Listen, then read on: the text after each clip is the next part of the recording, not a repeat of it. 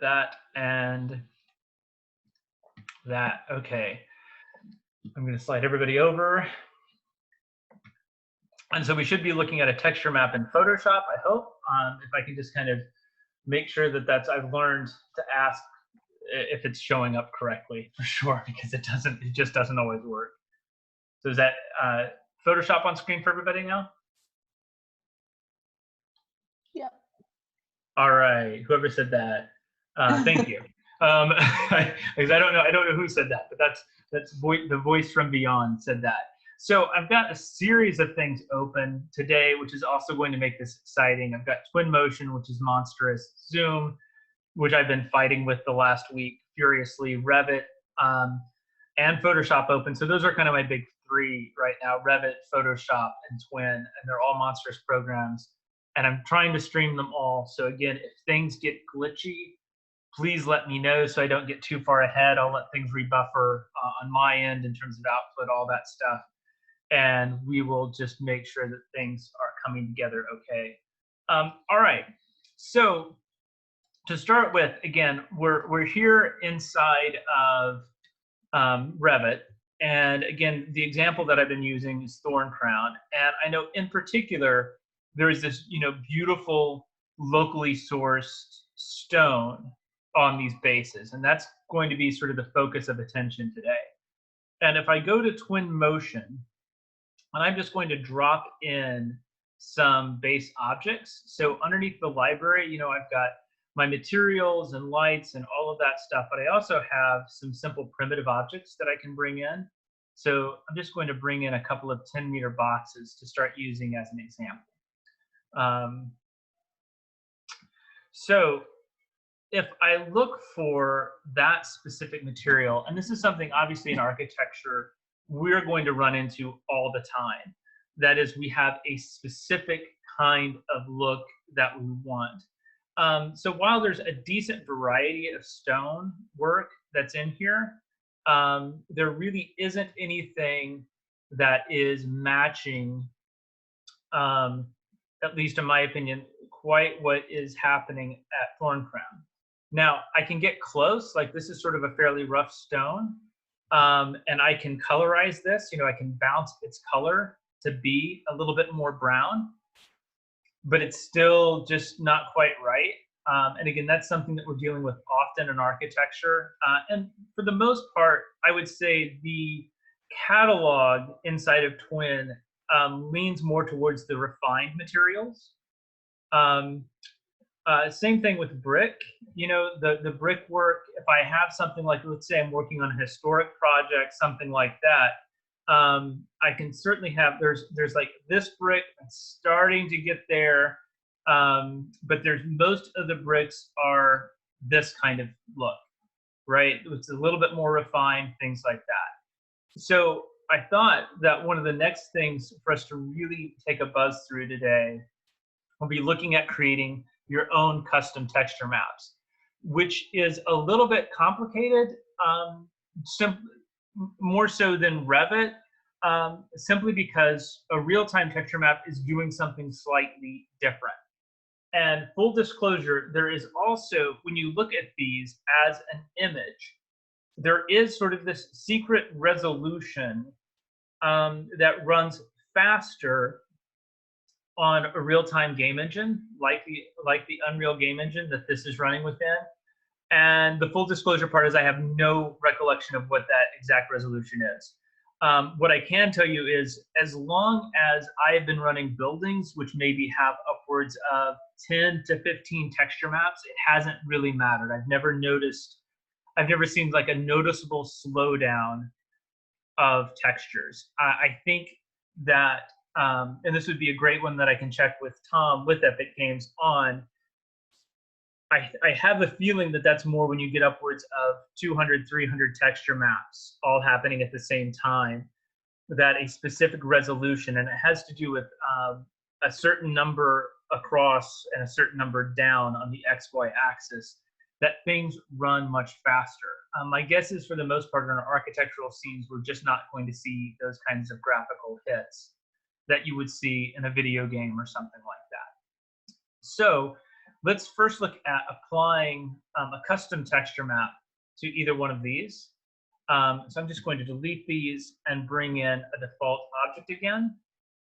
So I'm just going to go back to my objects, primitives, and let's just bring in a 1 or a 10 meter box. And to pull up the default material, the easiest way to do that, again, is to place something that's going to be sort of my test object for my texture map.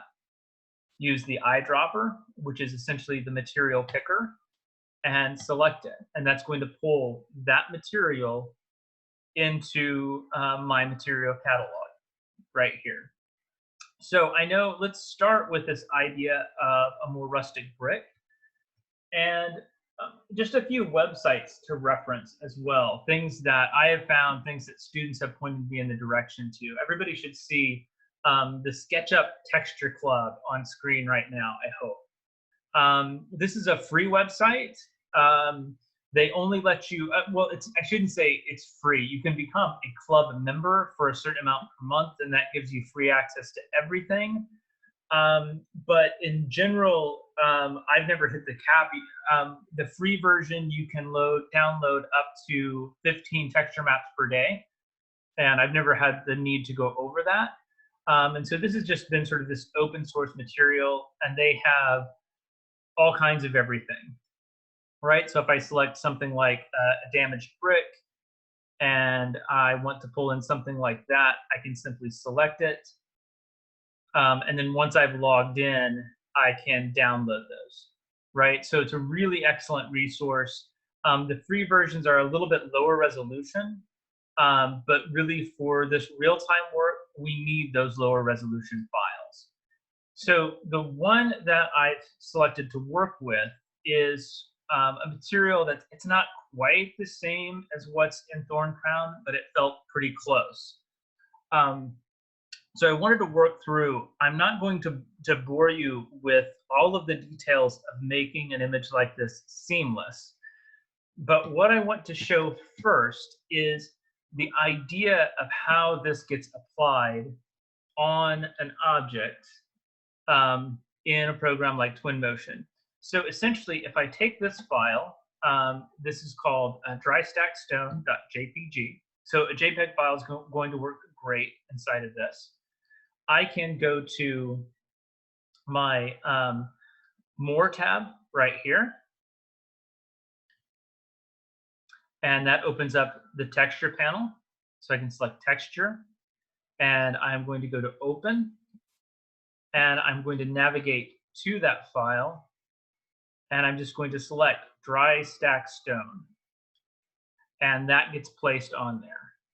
Just that easy, right? Now, it's not great yet. It doesn't look great yet, but there's a key problem with it that pushes us into the uncanny valley. And so the uncanny valley is something that is real but not right.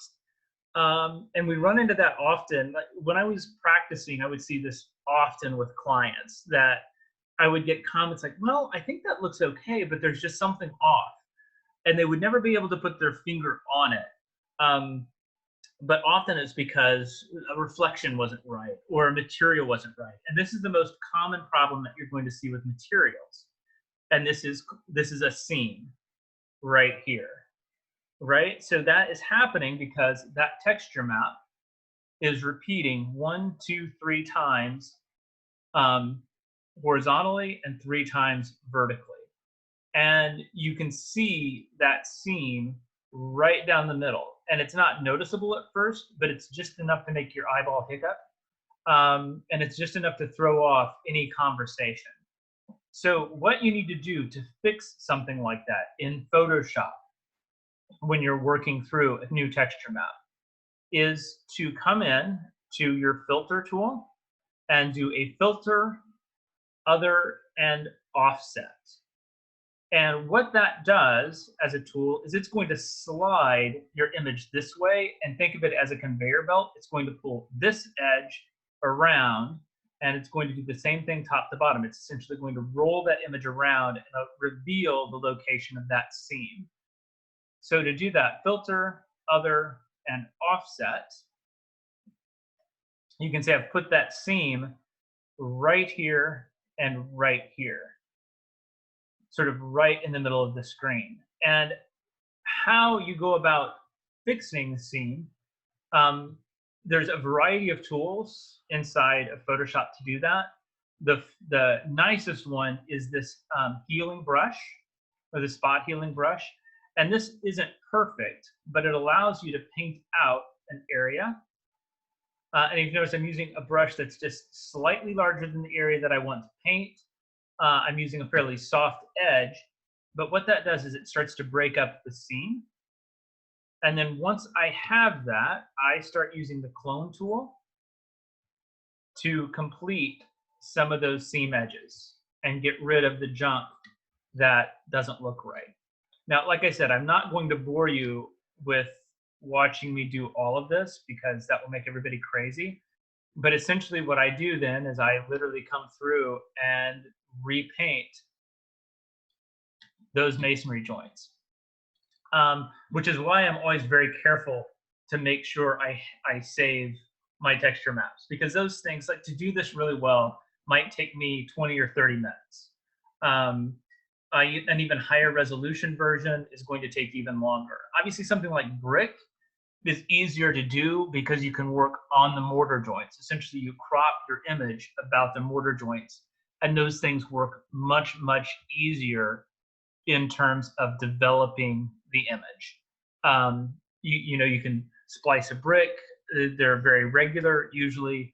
Masonry is much more complicated because everything is random. And that's why I like to start off like right here with that healing brush, let Photoshop do some of its magic, then zoom in, grab the clone tool, find a place that's sort of similar to what I might be looking for, and then paint in those different joints like that.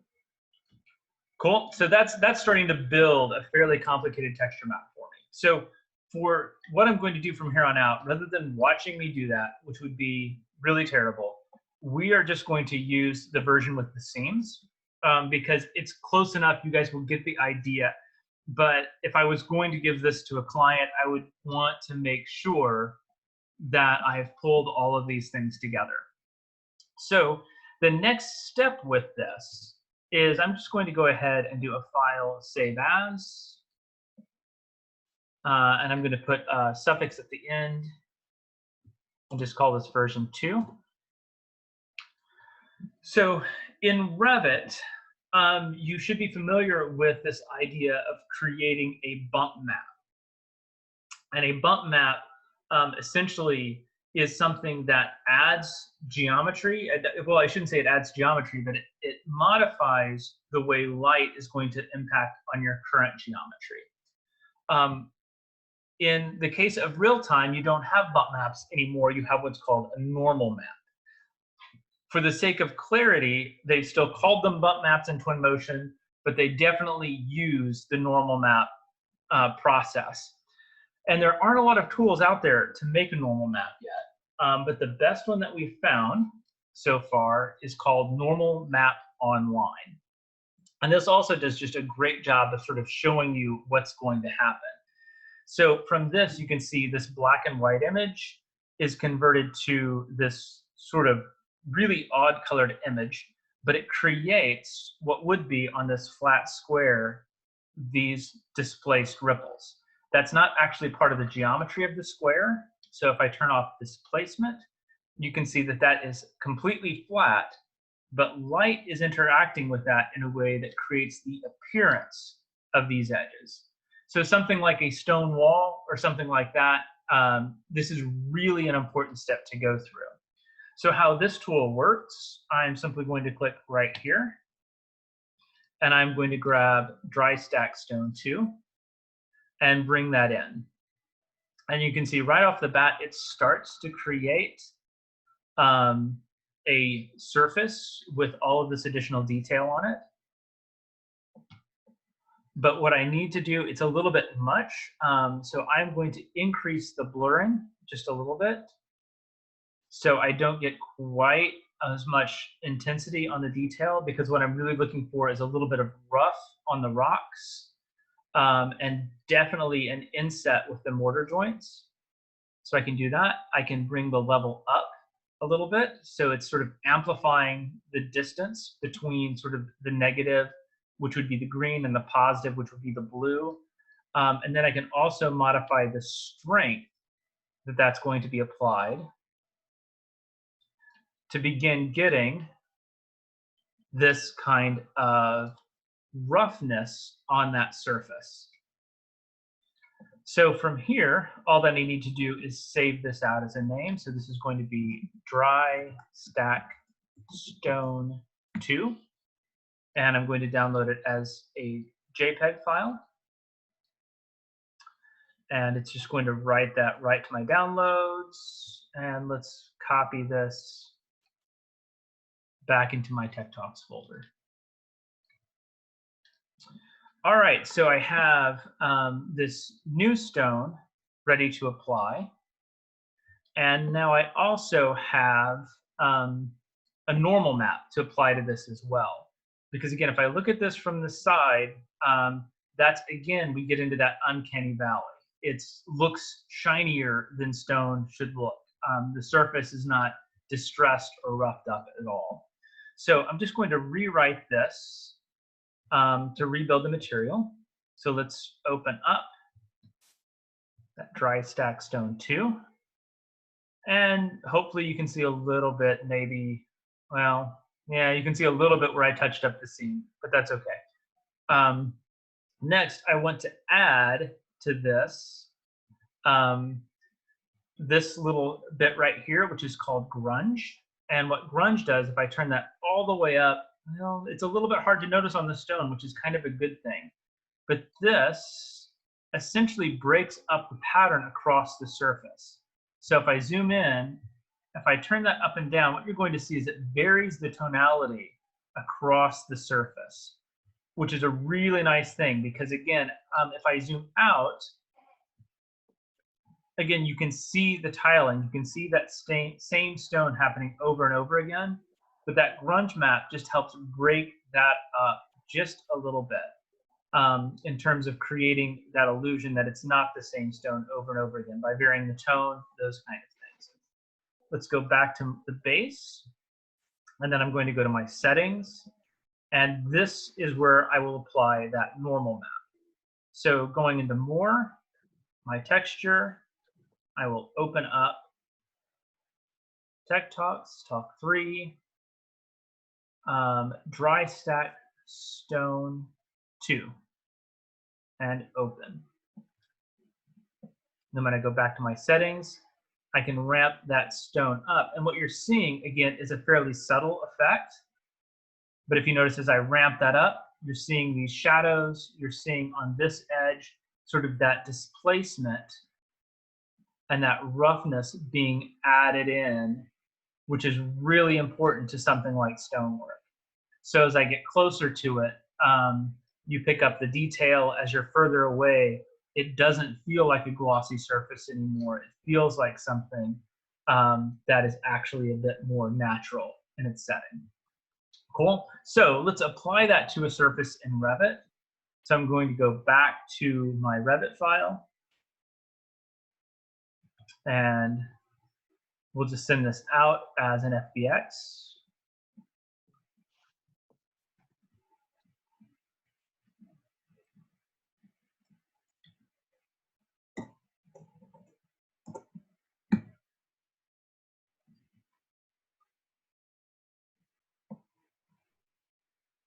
And then inside of Twin, we will import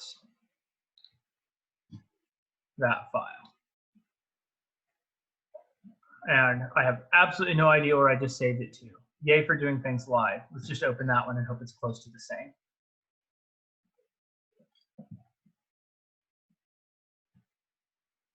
I probably saved that exactly to the right folder that I was supposed to, and the slop artist in me went right back to my desktop. Okay, so let's open this up really quick, select everybody, and let's drag that down onto the site, just so it's not floating. And then I want to apply that stone material to this. So if I go back to my object right over here, I'm going to do my material picker and select that. I'm going to rename this object because right now it's just called MI base or material base. I'm going to rename this to dry stack stone. Underneath my libraries, I have what's called a user library. So I can open up that, and then I can simply tell this to be added to the user library. So this will always be available for me now in Twinmotion to apply in every scene that I create. So it's important you can make subfolders, everything in this, subfolders in your subfolders, because this is going to grow as you're using Twinmotion. But from here, I can simply drag and drop that in place. Or from here, drag and drop it in place. Increase the scale so that it's approximately correct in its size. Do the same trick to the other side. And that is getting ready to come together and starts looking much more like Thorn Crown. Now, this top piece definitely needs some editing. It needs, that's the stone pattern, it doesn't look the same on the top. These are larger stones running a slightly different direction. So you can start getting really complex with how these pieces come together. I'm going to leave that up to everybody to start working through those kind of details as they move on. And if we want to do the super advanced lesson, maybe we can get there and talk a little bit about UV wrapping and all of those kind of things. But those are getting into some pretty advanced topics. And what I want to do today is move from here to a little bit of animation as a way to close out. Again, it's a pretty simple process. They've really sort of streamlined the ability to do animation inside of Twinmotion. And so let's just take a look really quick. I'm going to open up my view, and let's set a slightly better time of day for this. So shadows are falling away. And let's zoom out just a little bit and up just a little bit to kind of get the sort of opening view on the project. And it's just like too much orange. I just can't. So give me 1 second to drop a different material on here.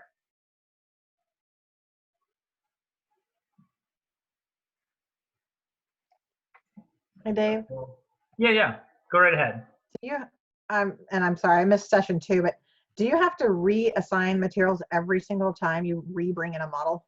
No, you sure don't. So let's do that really quick, actually. I'm going to give this just a slightly different color here. So I'm going to drop this on and then give that just a slightly warmer color. So in terms of updating a material, I have no idea why that's so stripy. It's a little bit weird. Oh, it's because it's plasterboard. I grabbed the wrong thing. I wanted that one. There we go.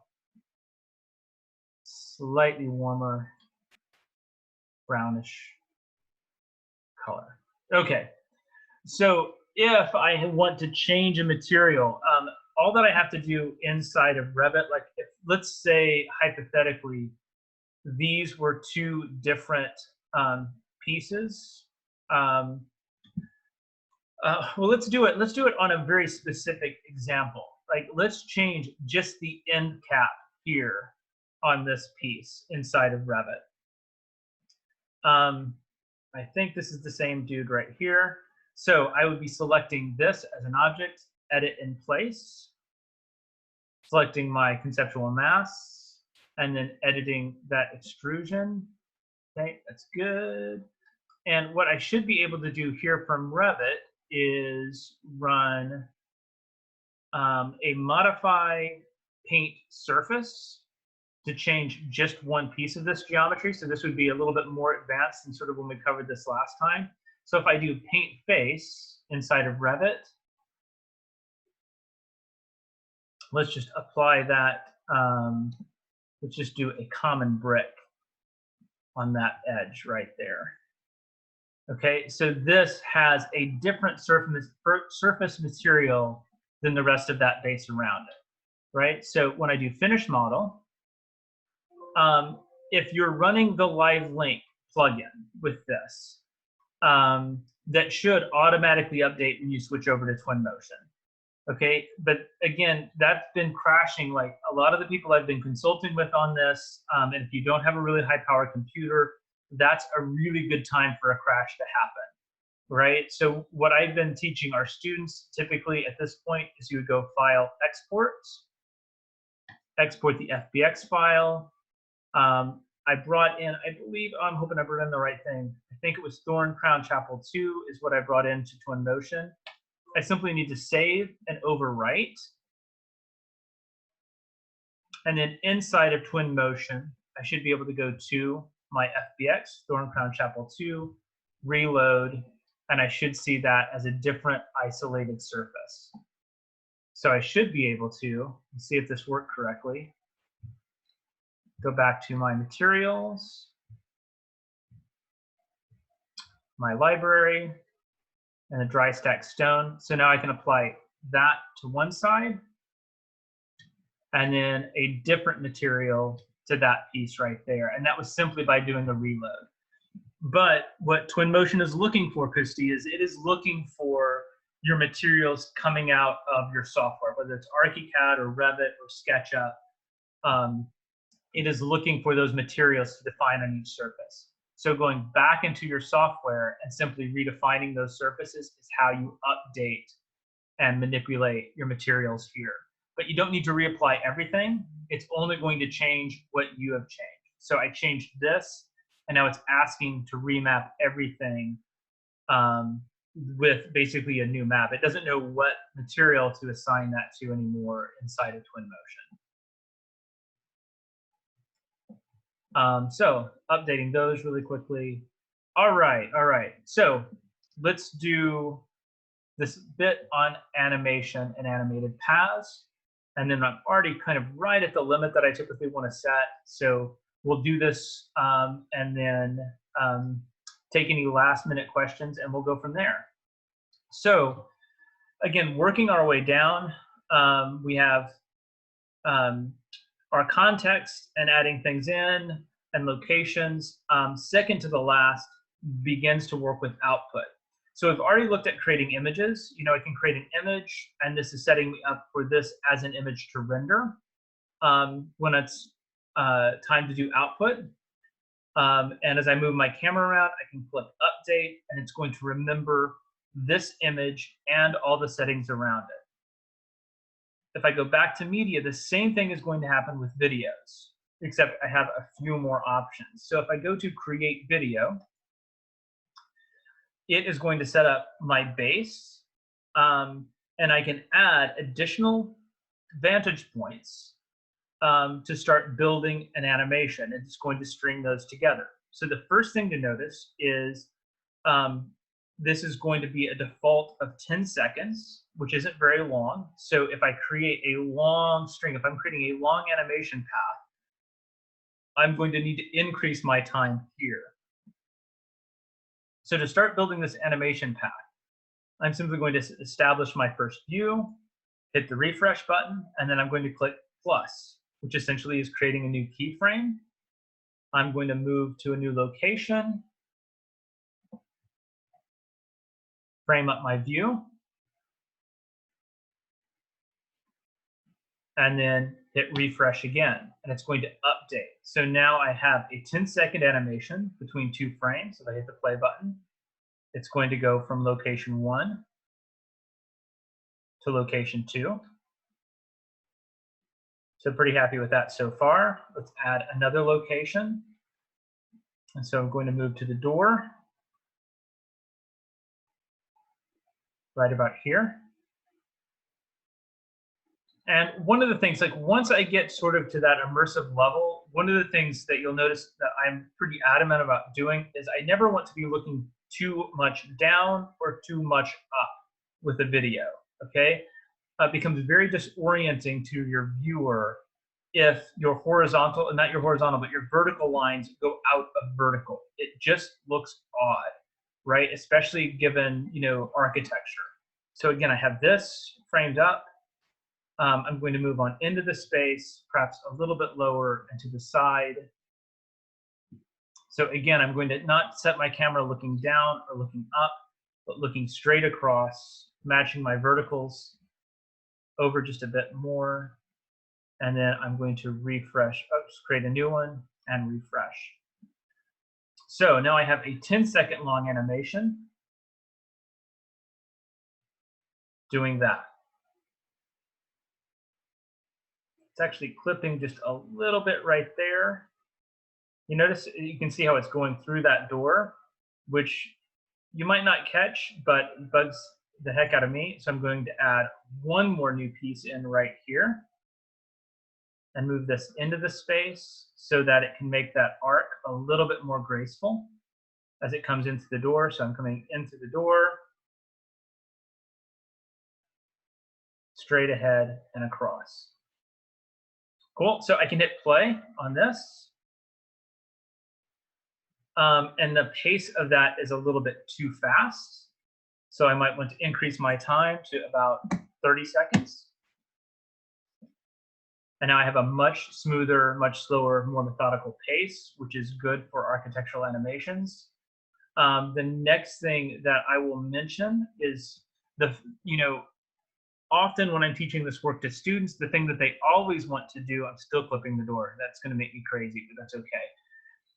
The thing that students often want to do is move a camera into a space and then act like a human, right? And move the camera around.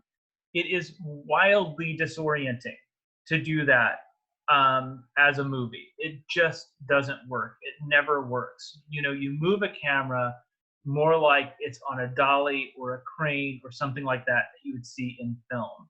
It's very rare that you're watching a movie in first person, right? Where things look around.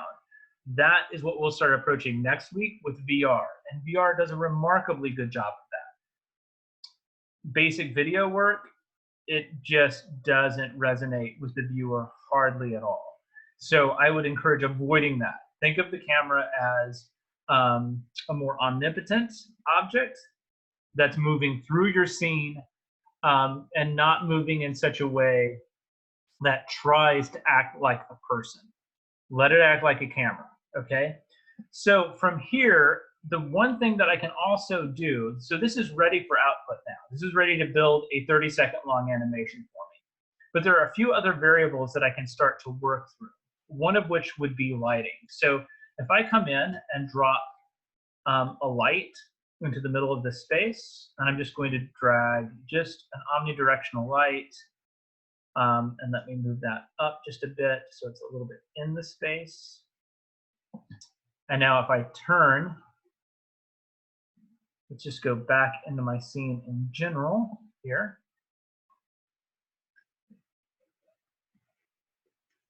Well, I'm not sure why it's not letting me manipulate the daytime right now. Let's turn that off. Well, that's fun.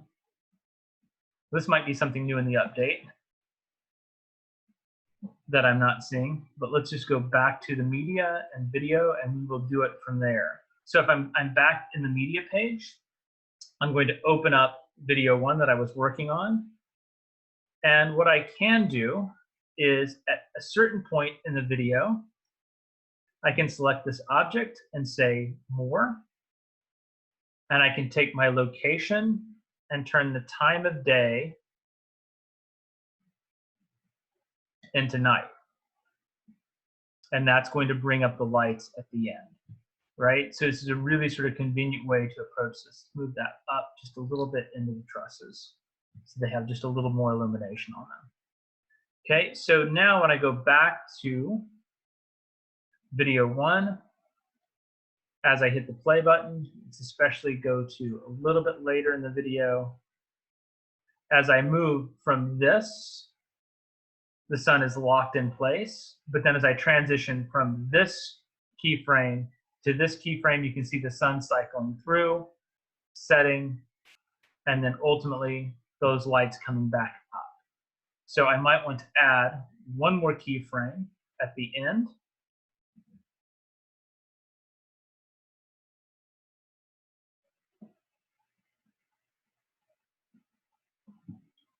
Actually, let's go back through it. Let's delete that one. It's this one that I want to duplicate right here. So that way at that time, the camera slowly adjusts to those changing light conditions. So at that time, duplicating that should give this keyframe enough time for those light levels to actually come back up as the camera adjusts to the darker sky. Cool. So output for an animation is under export. If I wanted to export an image, I could simply select that. So it's now going to export image 1. If I want to export the video, I'm simply going to click empty. I'm going to grab my video 1. Totally should have named that, by the way, something like exterior to sunset or something along those lines. But I now have both of those together. Clicking on more opens up your basic formats and resolutions. All of those for defaults for right now are great. So what I'm going to do is go back to my export and simply hit start export. It's going to ask me for a folder. So for right now, I'm just going to write them to my desktop. So it's super fast and let that cook. So this should go very, very fast in terms of building this. If I'm building a 360 video or something like that, it's going to take quite a bit longer. But for it to crunch through an animation like this, a simple 30-second animation, really doesn't take too much time at all. So while that's cooking, should be about a 5-minute process, I would think, and I'll even stop it a little bit later. It's a great time to answer any questions that you might have. So it's one of those things, definitely unmute yourself for a second if you can. And feel free to post a question, and I'll be happy to do my best to answer it either now, or if it's something I don't have at my fingertips, I'll address that on the next Tech Talk.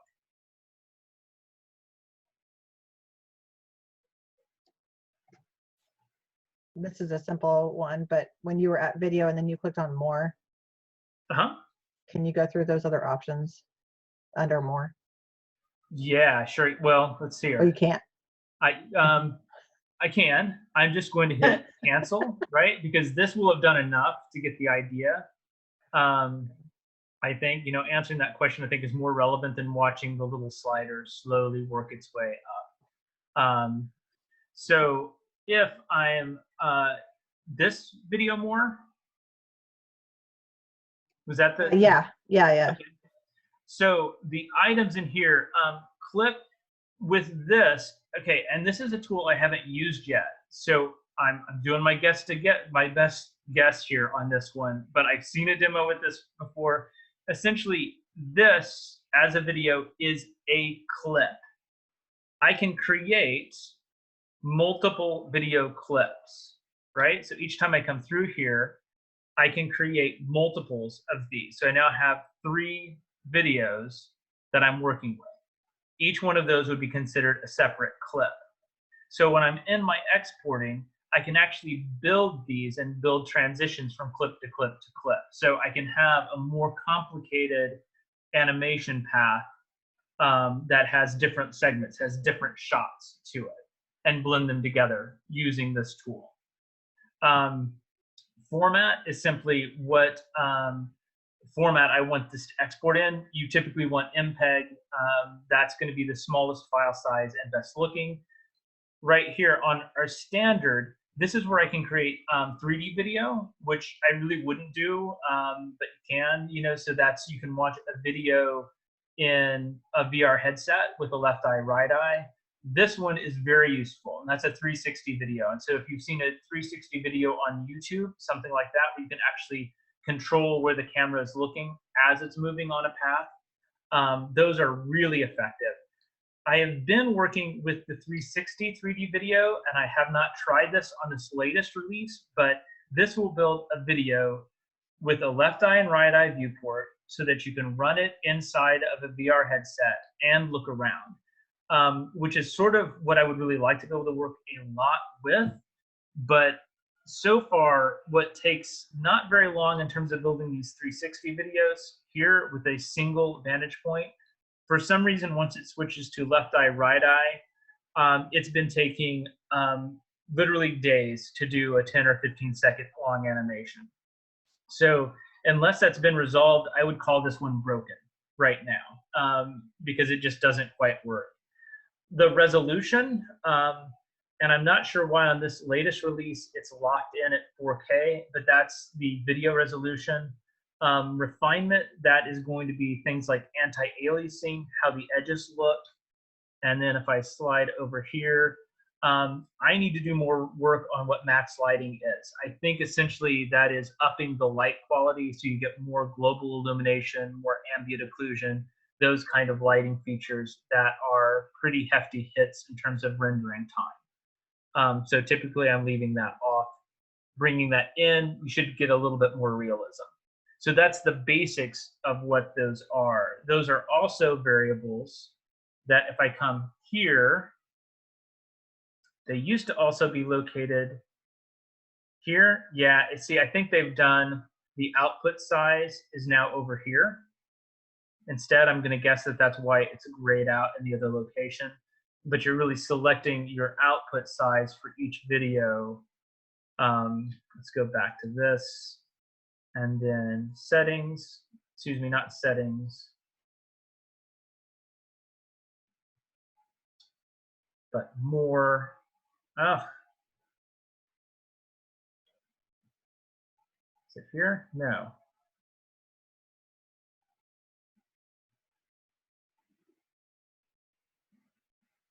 Well, I don't know. I'm stuck in a mental loop now on where resolution is on this. So I'll have to, Christy, I'll have to look that back up later.